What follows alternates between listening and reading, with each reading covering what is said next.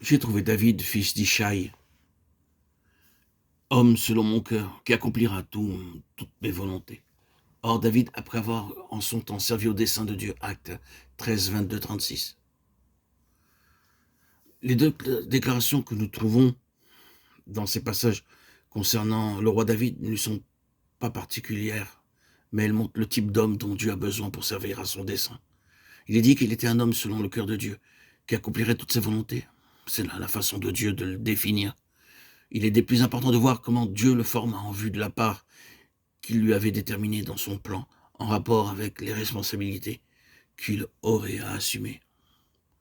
De tout temps, le Seigneur n'a disposé que d'un nombre restreint de personnes pour travailler à la réalisation de son dessein, mais il s'est chargé de les éduquer en fonction de ce qui est devant eux. Il voit leur formation achevée à travers toutes les voies qu'il a préparées.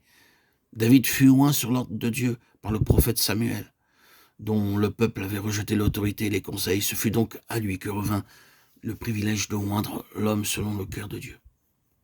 Cependant, David, à ce moment-là, n'avait aucune idée de toutes les voies par lesquelles il aurait à passer. Il ignorait tout ce que Dieu avait en vue pour lui, car tout cela était caché dans le cœur de Dieu. De même, lorsque nous naissons de nouveau, nous sommes complètement ignorants de ce que Dieu a en réserve pour nous.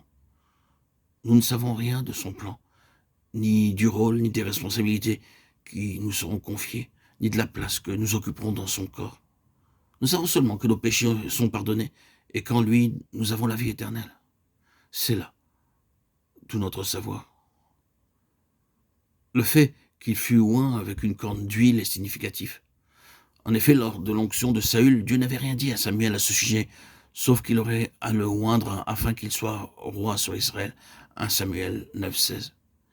Eh bien, que ce soit Dieu qui l'ait désigné, c'est avec une fiole d'huile qu'il fut oint. Pourquoi une fiole? La réponse réside dans le fait qu'elle exprime ce qui est de l'homme.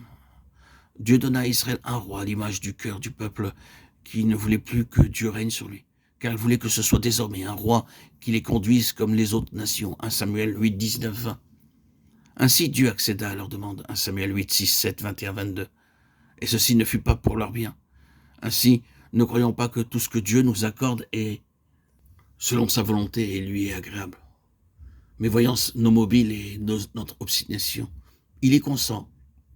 Puis, dans le temps, nous expérimentons que la chose accordée a été la cause de beaucoup de pertes spirituelles.